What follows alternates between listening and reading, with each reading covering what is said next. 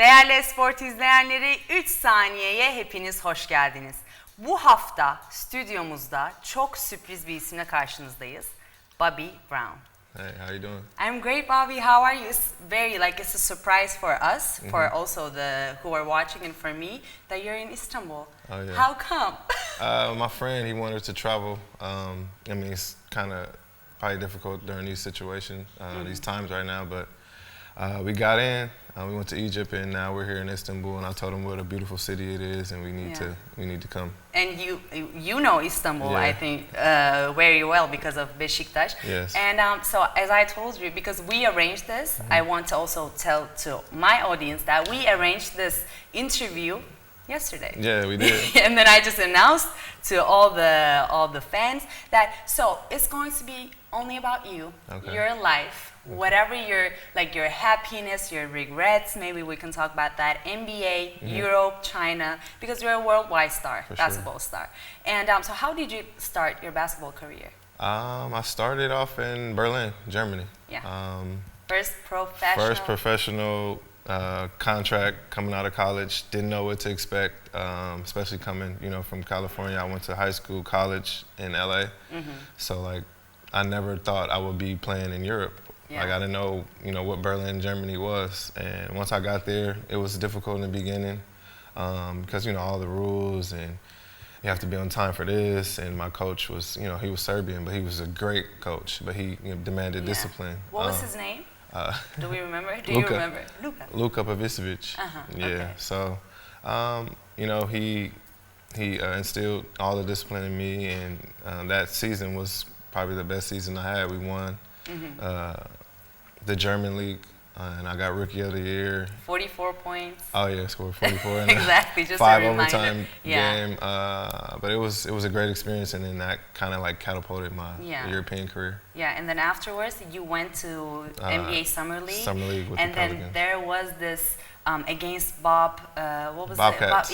Bobcats against Bobcats. You made that shot as a game winner shot, and then you were the star of the Summer League. And then afterwards, Sacramento Kings offered you for a 2-year contract, and then you signed with them. So how was that?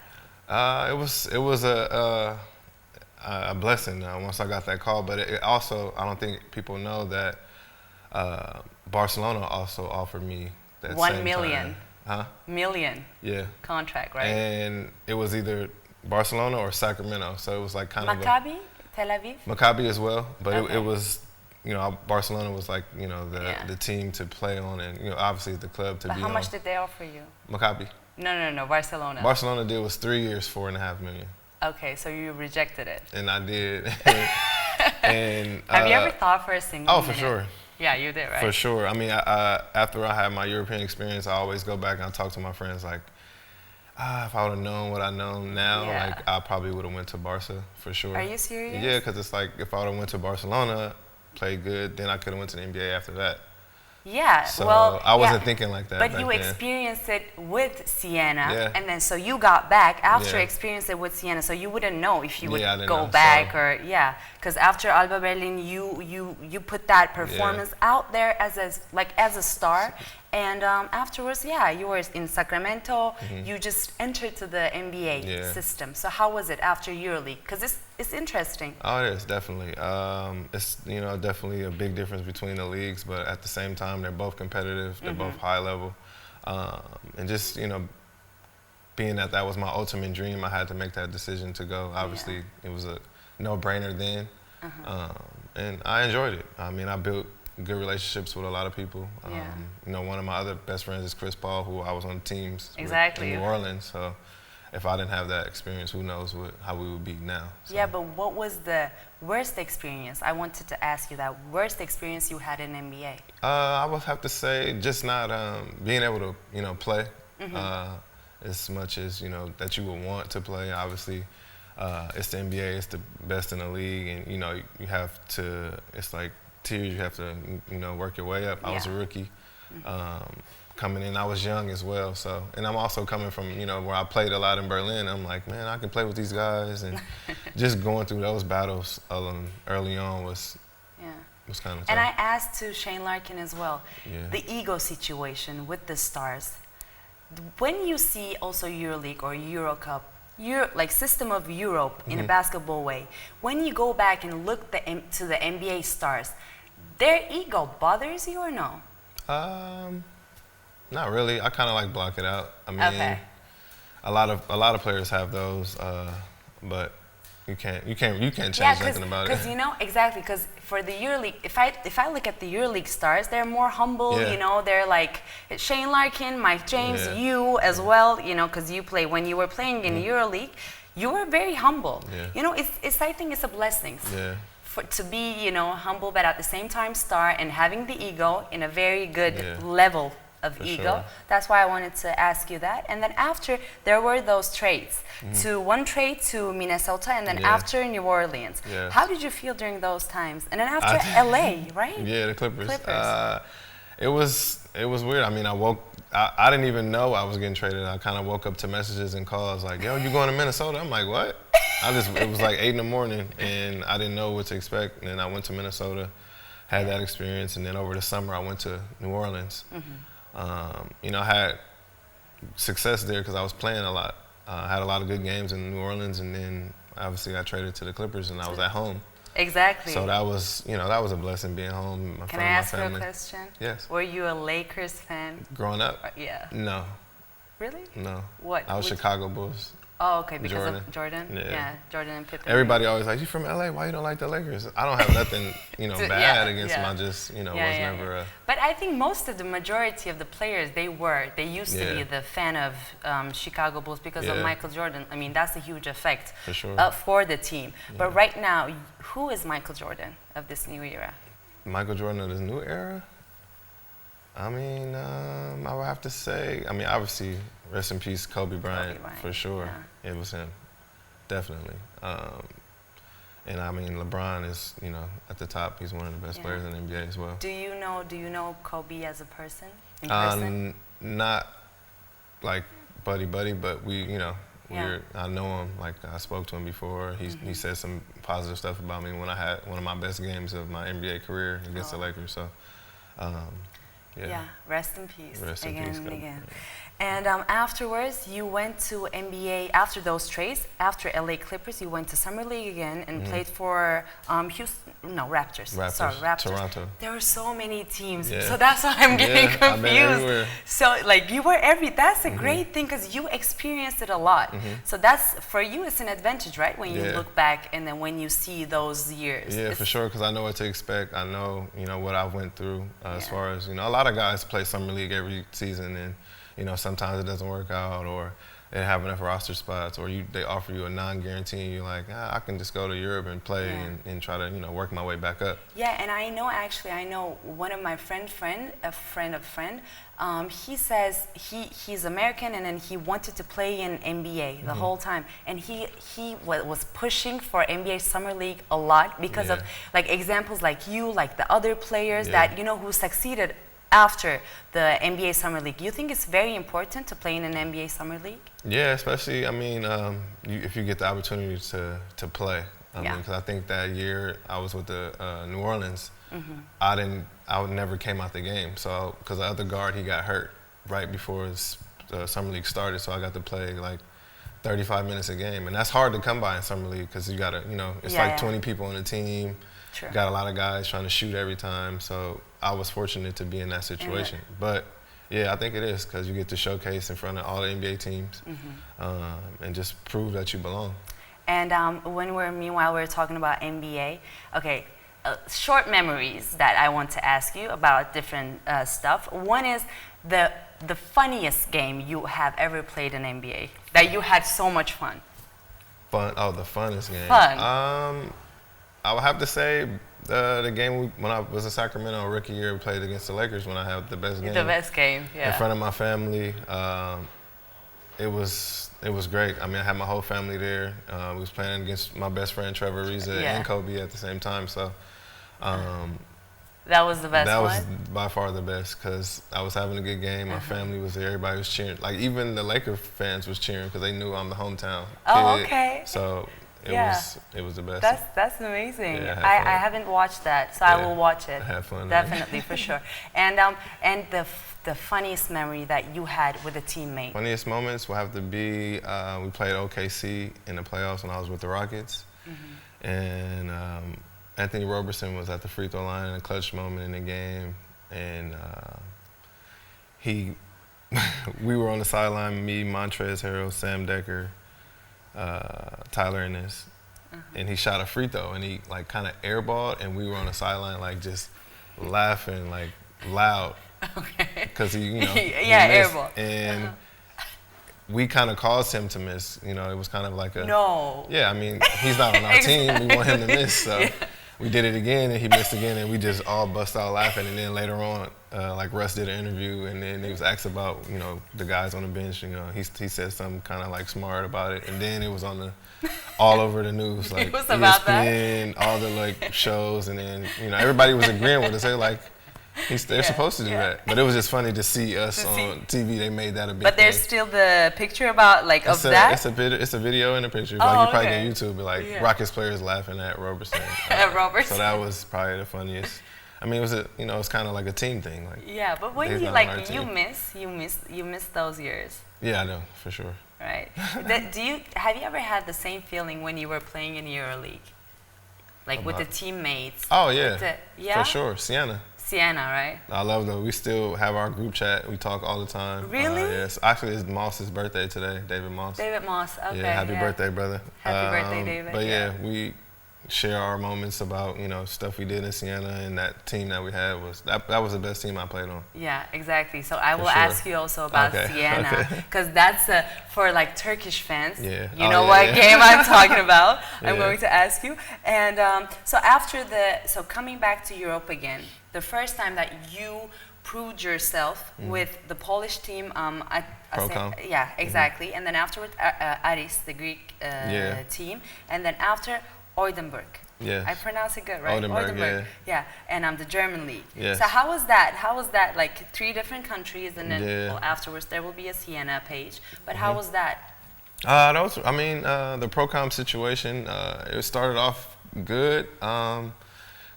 We had a good team. We were competing, but we just kind of fell short in EuroLeague, and that team kind of like separated, because guys were making a lot of money on that team. So it was that type of situation. I went to Aris because PJ Tucker called me like, bro, come join my team. Like, yo, I need you, because their guard got hurt. Oh, okay. So I've been knowing him as well. So he called me, and it was a no-brainer for me to go to Greece. That was my first experience in Greece. So.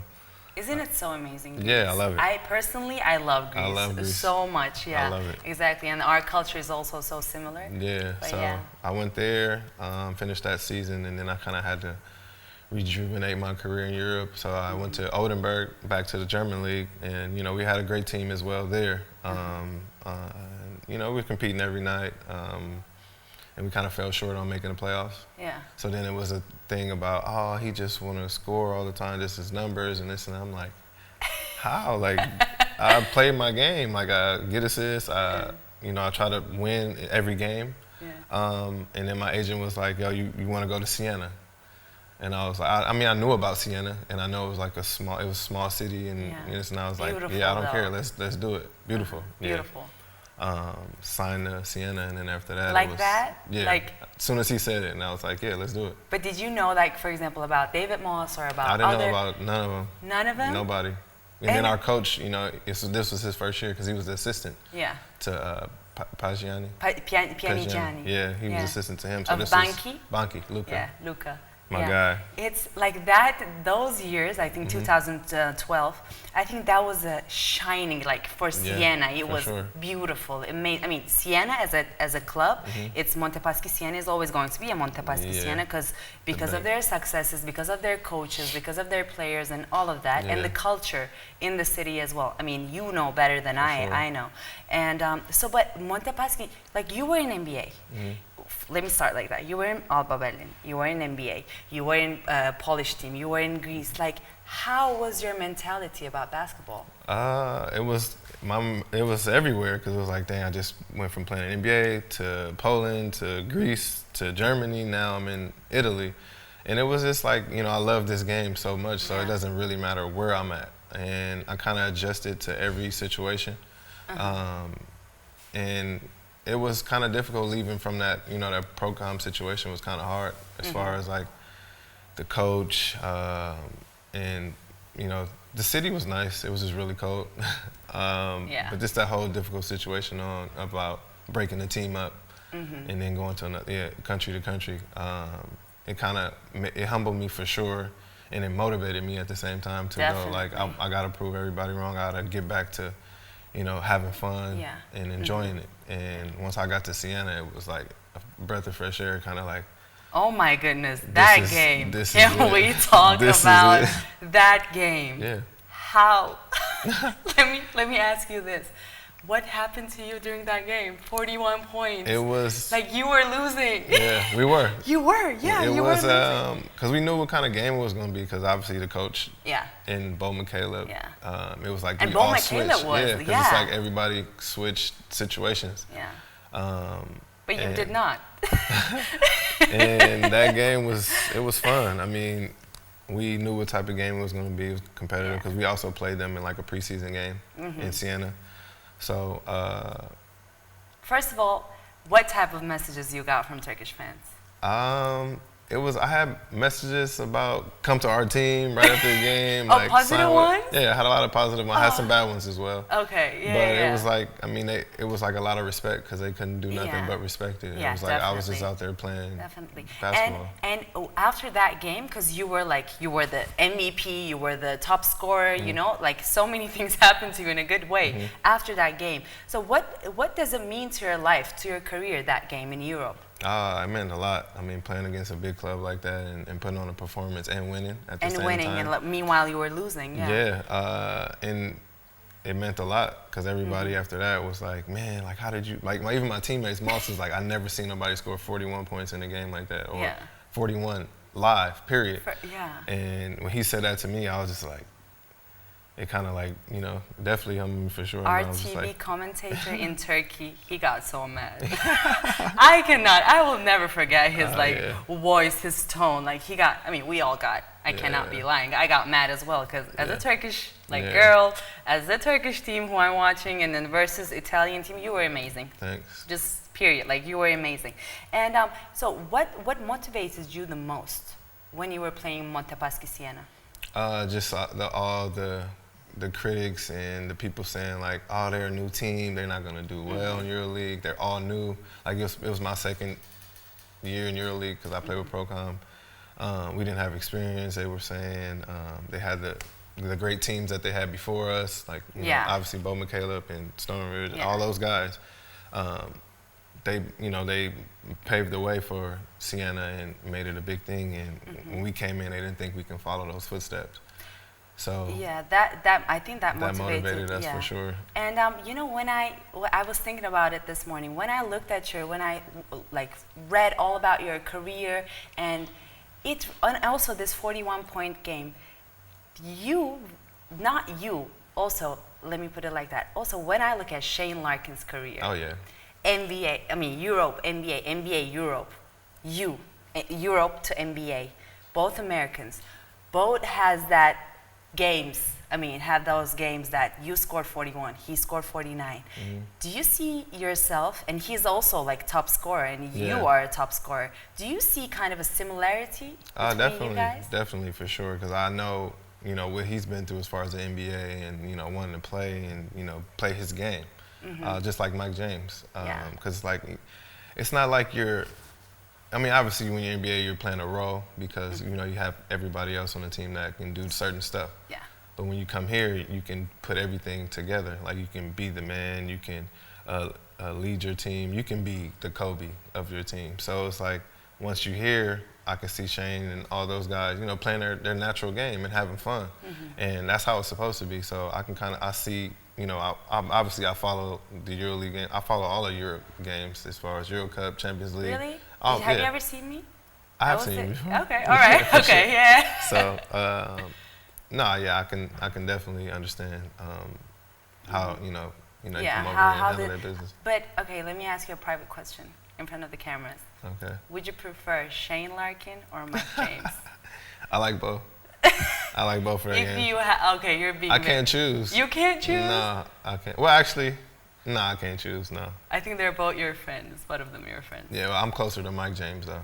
Oh, okay. So, then why not Mike James? Mike James. Then. That's my boy. Yeah. We play on the same team in the Drew League, and also we work out together in LA. But how is Mike James as a personality? Because he's bold. Yeah, Let me put it like that. For sure. He is very he's very sometimes aggressive, sometimes very honest, sometimes doesn't want to give interview. As a media, I see him like that. So as a friend, how is he? Is he cool. fun? He's fun. He's cool with me. Cool guy. He's normal. So he loves to hoop. So I would say that. Yeah. I actually wanted to ask you this. If I ask you to call one of your NBA player friend, would you? Yes. FaceTime. I can FaceTime right now. Really? Yeah. Can we? Yeah, let me see. Oh wow, it's going to be very interesting. On our studio, I have Bobby Brown, and Bobby Brown is FaceTiming his friend who is playing for NBA. Hey, what's up, bud? How you doing? I need some Wi-Fi in here. Oh, you don't have the Wi-Fi? No. But he's on the phone, though. He's on the phone? I can see you. I know where you're at. Oh, hello. Hi. Hi, how are you? Trevor oh, my Ariza. God. Trevor Ariza. Can we show you to the cameras? Hey. Hey. How are... Okay. I like your hair, by the way. How are you? You're enjoying this beautiful city? I know where you are right now, but I cannot say to the people who are watching, but I know where you are. I follow you. If you would, okay, I have to also put the microphone here. Hold on, Trevor. All right, so let me talk like that. So if I ask you to send a message to the Turkish basketball fans, what would you say? Your city is beautiful. I'm having an unbelievable time, and thank you for the support. All right, now everyone knows that you're in Istanbul. So Istanbul is having 2 stars, who are you and Bobby Brown. And thank you. I wish you would be here. But for the next time, can you promise me? Next time, I will come. Really? All right. You're gonna come for the next time. You promised it. All right. Thank you so much because I wanted him to call you. Thank you and have a great time. All right. Thank you. Peace. Thank you. For the first time that I'm doing this. Like, seriously, it was amazing. Yeah. So you guys are in Istanbul. Yeah. So now everyone knows about this. That's cool. And that's cool. So yeah, how are you? Like, are you guys best friends? Yeah, we grew up together since we've been knowing each other since we were 8 years old. Been playing basketball on the same team for the longest. And we're probably the only people that played on the same team in the NBA. Yeah. We played AAU, high school, not college, and professionally on the same team. That's wow. Like I never, like we always say that, like who's played with their best friend in the NBA? No one. Nobody. Nobody, right? No.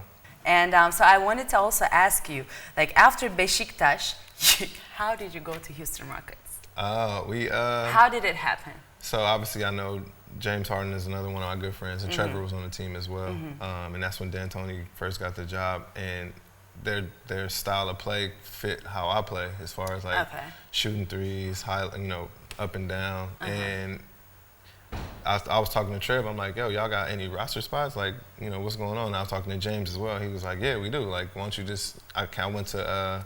I was working out with him in Houston. I went to Vegas with him, and I was playing pickup with them. Like, it wasn't on like, oh yeah, I was just playing pickup, and I was balling. I was playing against Pat. I was killing Pat. I want to say that, but I was killing Pat there. You just said that. I was killing Pat. Pat Beverly. Okay, all right. And it was just, that whole summer of me working out with them in Vegas, and then they invited me to training camp. and I had to beat out a couple players there. Just like who? Pablo Prigioni. Uh-huh. And then it was some other rookie guards, you know, it was their first year in training camp as well.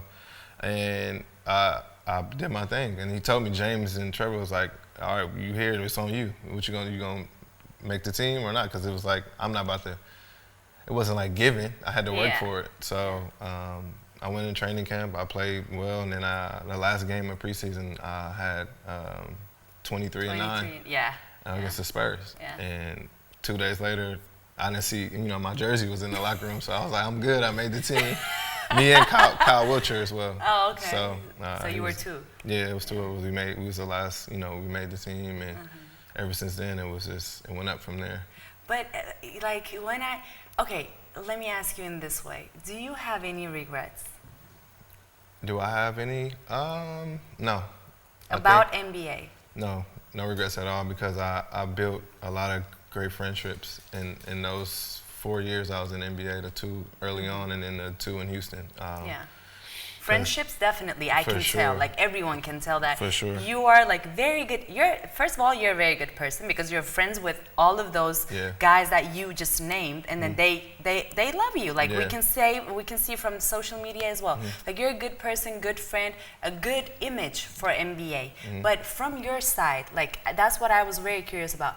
Have you ever had regrets? No, zero. Zero? No, because obviously you're playing at on the highest level in the world, and you build bonds with players, you build bonds with teams like the Rockets, like fans everywhere. So, and I don't regret anything as far as my journey up until now. Which team's fans are the best fans? In the country or in NBA, all over? All over. I gotta say one? Tell me 3. 3? Okay, Siena for sure. Number 1, right? Number 1. Number 1. Siena for sure. I was in Greece, so I would have to say Olympiacos fans were amazing. That's what I was about to ask you. Olympiacos. I would put Olympiacos fans first. But Siena, it was more...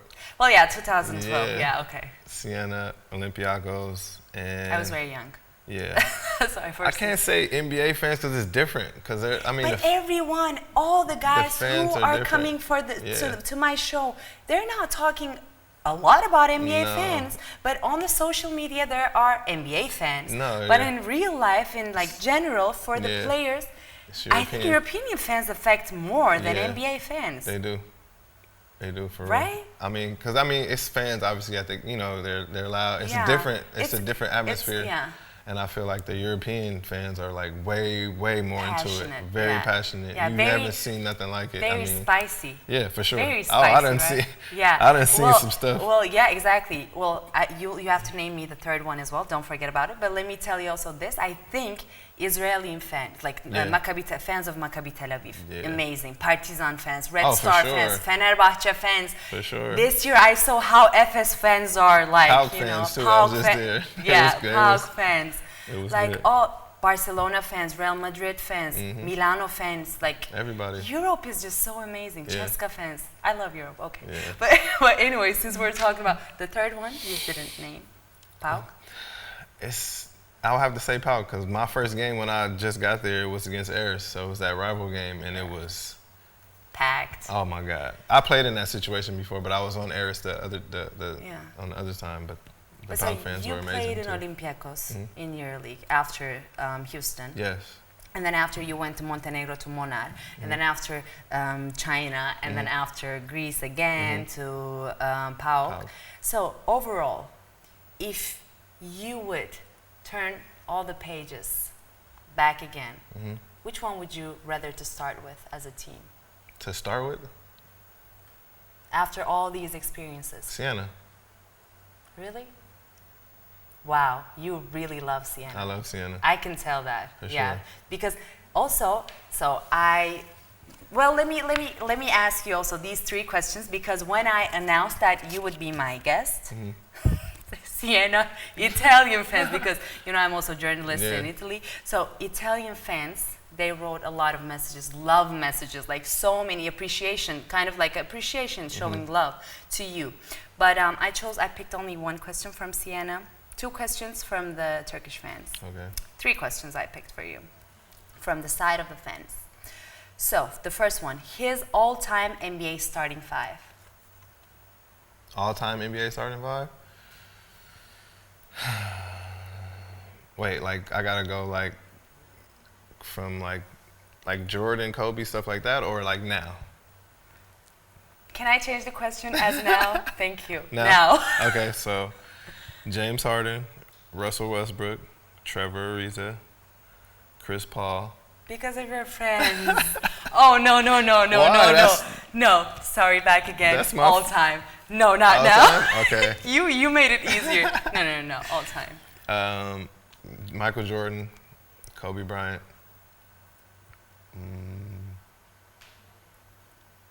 All time. LeBron. No. No. Oh no. Like, so I got LeBron, Kobe, Michael Jordan, James Harden, Chris Paul. All right. James Harden. Okay, that's my 5. That's a killer 5 all right. too. Killer 5. Yeah. I must say, killer 5. All right. So the second question. Oh my God, I love this question. Who was guarding you during Fenerbahçe Siena game? Such a great question. Bo McCaleb. Who was guarding me? Yeah. Bo? I remember as Emir Prezic. Yeah. I don't know. I didn't know how to say his name. How you say it? Emir I just remember his number. Okay. What's his number? It's 55? Yeah. Yeah, I think so. Wait. I think so. But anyways, Emir. How you say his name? Emir. Yeah, Emir. Yeah, Emir. Okay. I like that But question. they were both guarding me though. Yeah. All right. But I would rather to say Emir than Bo. Okay. All right. So the third one. Best experience in Siena. We miss you a lot. I would have to say when we won the championship and we came in on the bus to the arena. Probably How was it? Best. It was all the fans were there. They surrounded the bus. We got out. We jumped around. We laughed with them. We hugged each other. We took a lot of pictures. That was probably the best. When you remember, you have goosebumps, moment. right? For sure. As soon as we pulled up on the bus at I don't know. I think it was 2 in the morning, 3 in the morning from the airport. Oh no. Man, no, we were busing. You were yeah, exactly. Sorry. From Rome. From Rome. But there was this question. I laughed a lot. Can I ask you that? Why did he leave New Edition?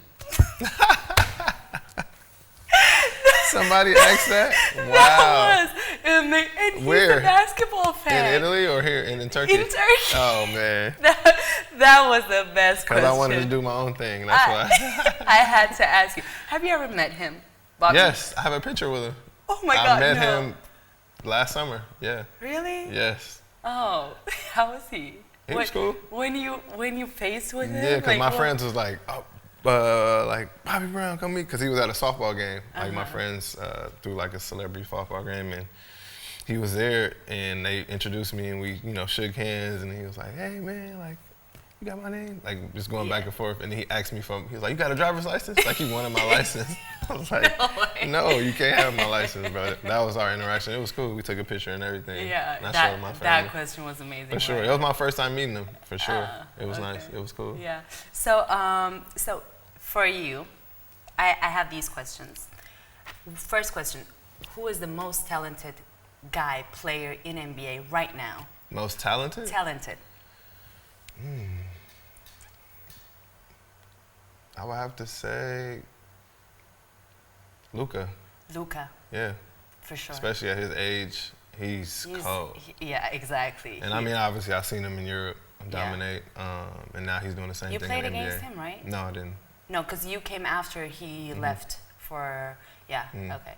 And who's the most talented player in your league? In your league?